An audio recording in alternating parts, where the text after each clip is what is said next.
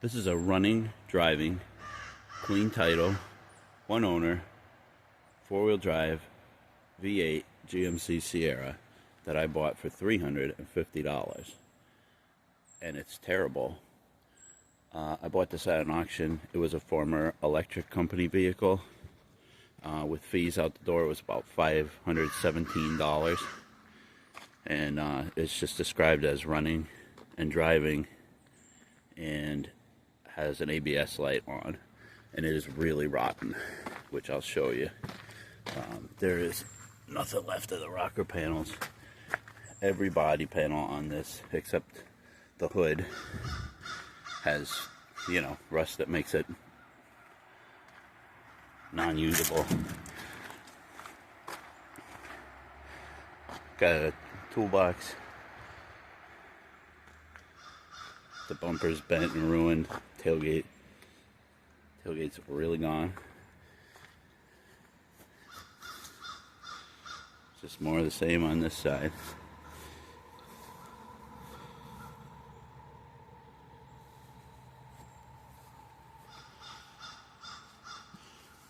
Oh, and this fender, that's a hole. So I bought this for parts. It's got a good running engine. I'm hoping that it's got a good transmission I can use in my other truck. That's basically the primary reason I bought this. It's for a parts truck for the brown Silverado I'm fixing up.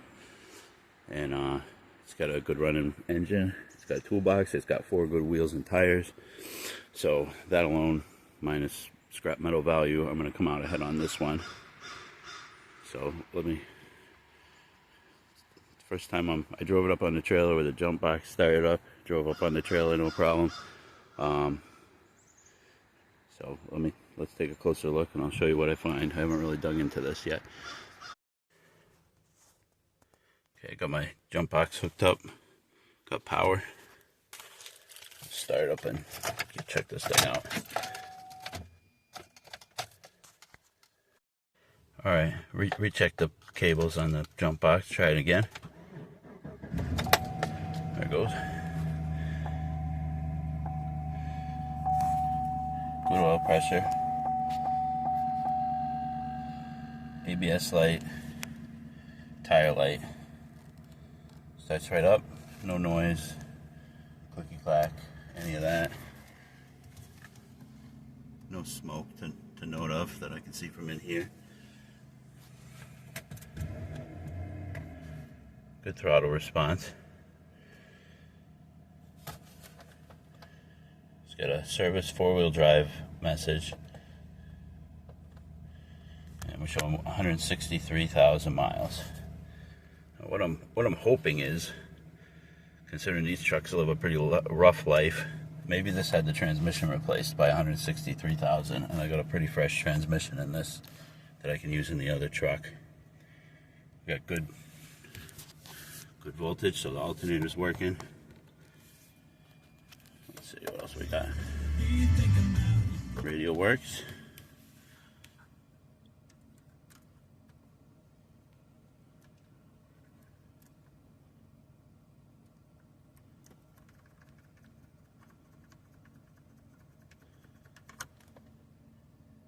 I don't think. Nope. No AC. That's okay. Alright. Windows. That one just clicks. Oh, there it goes. That one works. Locks work. Alright, I'm going to back it halfway off the trailer. And then scoot underneath it and see, because it'll be, you know, halfway off the ground. I can take a better peek at underneath. No surprise here, the frame is toast. The gas tank's held up by a strap.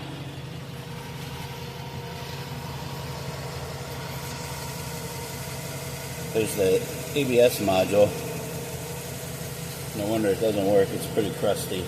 That light comes on immediately after a jump, which tells me it's got a communication problem with this module somehow.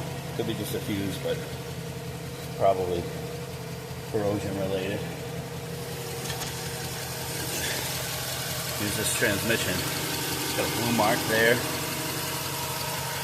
And it looks a lot less rusty than everything else. So I'm optimistic. You can't see any markings on it. A little bit of a oil leak around the main seal maybe, or the oil pan. Nothing terrible.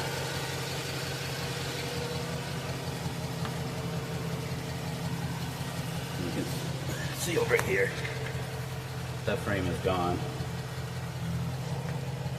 And there, as expected.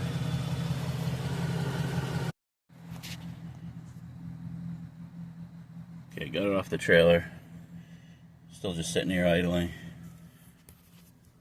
Starting to come up to temperature, so let's take a closer look at this thing all around. One thing I did like about it was the interior's in halfway decent condition. Seats are not all tore up. It doesn't smell like anything inside. It does have a cloth floor, kind of strange for a work truck. They usually have that rubber mat floor. This is a SLT model, which is mid-grade, so it has power options. It's got the little buttons for the, you know, check your fuel economy and your tire pressure stuff that the brown truck doesn't have. And yeah, usually these seats are all worn out on the edge by this kind of mileage. And if I had a cover over it or something.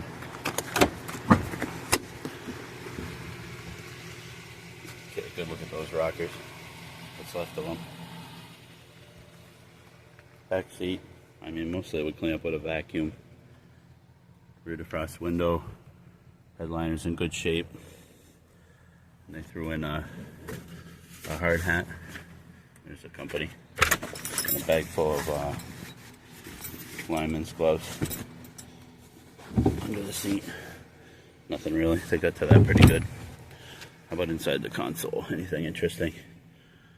Battery, some screws.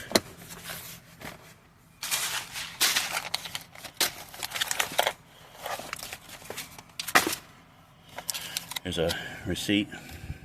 You got a date. 2022. Everything bagel. And then these have a lower compartment here. And just somebody's card for their physical therapist. Headset. Couple pens. Kind of strap.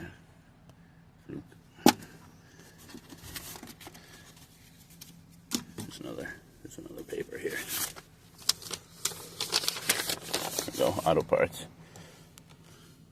Bought some brake clean in 2023. So maybe 2 years this has been sitting. They scraped off the inspection stickers that would have been there, so I don't know. And there's an oil change sticker for 166. Like I said, 163. So these are fleet maintained. I don't expect the oil change to be neglected too much, but good to see it's pretty recent. Hasn't had sludgy, nasty oil sitting inside of it. So let's close this up.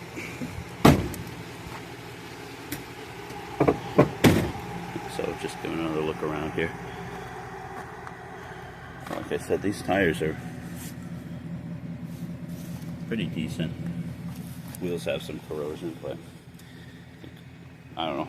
150, 200, 250 for a set, depending on who you ask. It's worth something. Taillights I can probably use. Let's hop up in this bed and see what's in this toolbox, if anything. No liner. There's these rails here. Look at that hole. That's rust.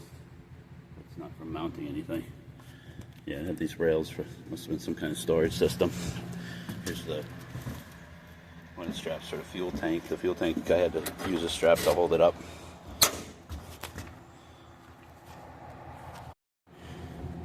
Alright, needed two hands to get this open. We got some goodies in here. Let's see, I doubt there's anything in this. No. Some hardware.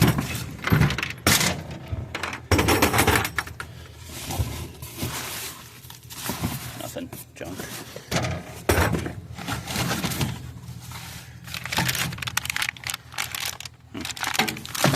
Some kind of printed circuit board or something.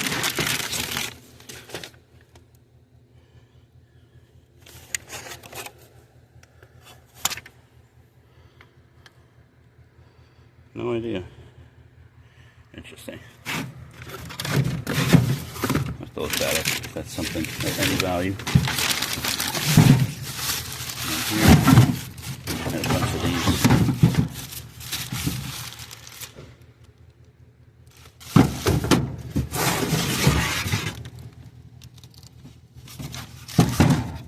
I don't know what these are. Look old.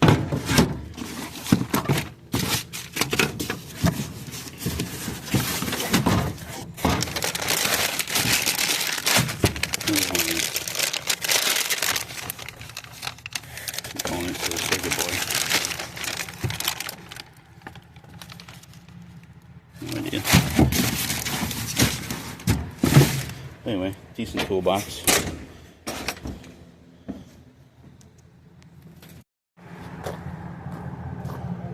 Just like normal condensation coming out the tailpipe. The exhaust sounds quiet. Doesn't sound like it's misfiring at all. Like I said, two decent taillights I can hang on to.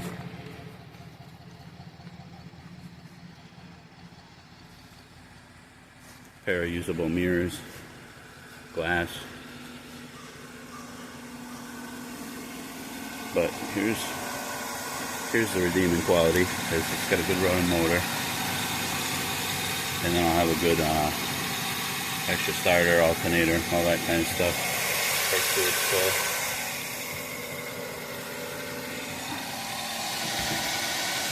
Check that coolant. They checked it in 2008 when it was new, apparently. Whoa, some pressure. Looks clean. Okay.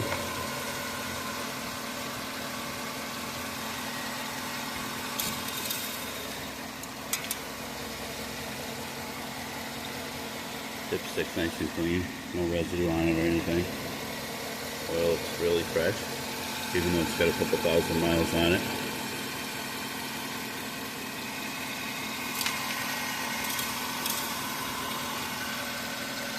Now the big question is the transmission.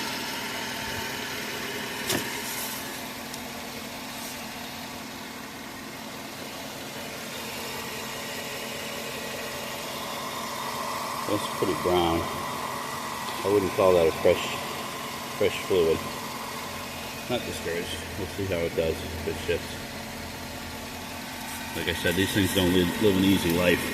A lot of stop and go. A lot of people stomping on it. You know, this wasn't somebody's personal vehicle. Alright, I'll take it around take a little spin around the block and see if it shifts. But before that, I didn't check what's in the glove box. It says there are two, lower and the upper. Oh boy, all kinds of stuff.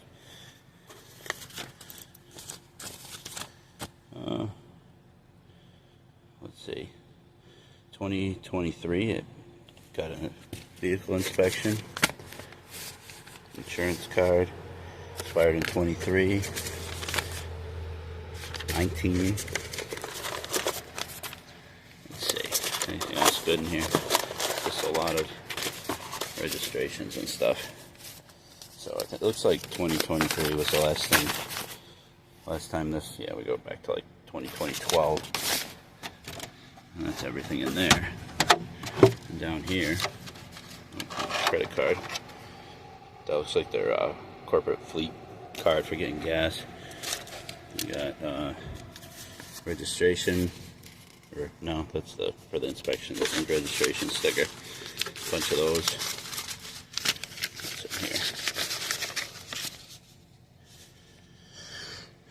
Just how to report an accident to their company. Yeah, more of that stuff. So here's a expired in 24. So like I said, 23. This has probably been sitting 2 years.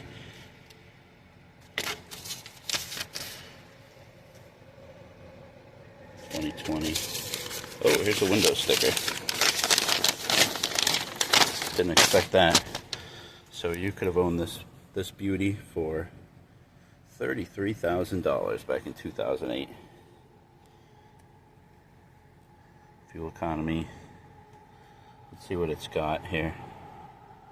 Oh, this is the 4.8, not the 5.3. That's okay. Still good.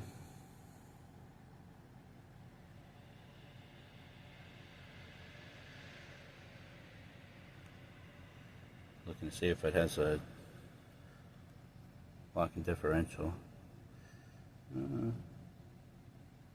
No, it would be on here too. It would be a G80. Focus. And yep, right there. GT4. Right there. Turn off by border. GT4 is the ratio. I'd have to look that up. I don't remember what G80. It's a locking rear diff.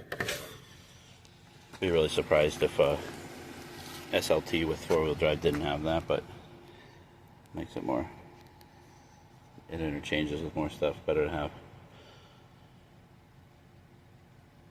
You know what? Now I'm looking again. This says 5.3 Vortec, so that was an upgrade.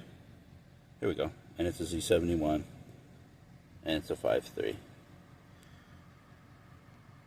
Yeah, auto lock differential and trailering equipment, which is probably just the hitch because it does not have a brake controller or anything. And it even has a remote starter. Pretty fancy for a fleet truck.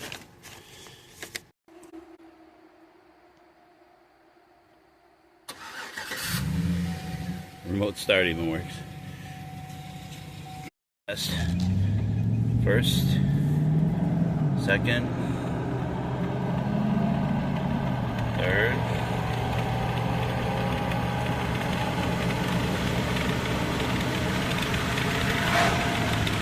fourth, and lock up. There we go. Good transmission. Drives nice and straight. Brakes are a little pulsation in the brakes, probably from sitting. I probably won't use a lot of brake parts from this, but good engine, good transmission. Alright, now that I'm back from my test drive, just a couple things I'm going to do. I'm going to make sure all the tires are aired up and see if that tire pressure light goes out, because that would tell me all the sensors are good in these tires. It'd be good to know if I decide to sell them or use them on something else that the sensors will work.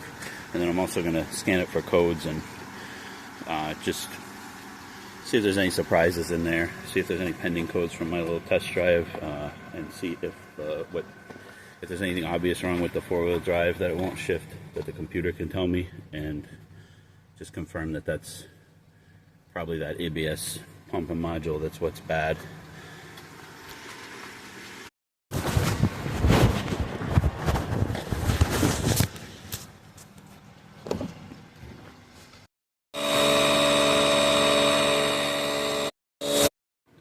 Aired up all the tires to 35 and the light went out, so that's interesting. So we got 4 good pressure sensors, and let's before I scan for codes, spend out here idling the whole time, probably close to a half-hour run time. It's holding steady where they always run right at 210, these trucks.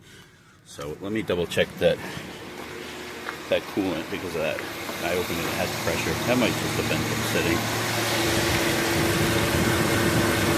It's nice and full and right at the line, so I'm not going to worry about that.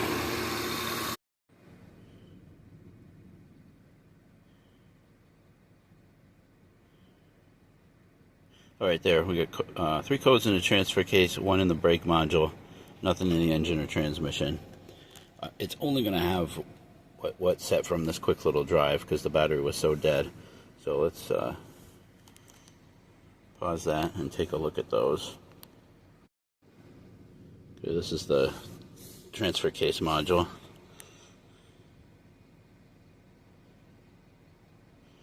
Lock circuit open, motor AB circuit short to ground, unable to complete shift. That's a shift motor, because this has the electronic shift instead of the lever. So this is there's a electronic motor on the side of it that shifts the gears instead of the lever, and there's the lock module is what holds it in place once it's completed the shift. So if that's the case, it's either got a bad motor or bad wiring going to the motor. I had a motor AB circuit short to ground. It's either shorted inside that motor or else it's a wire going to the motor. Okay, now just to see what's with the electronic brake module.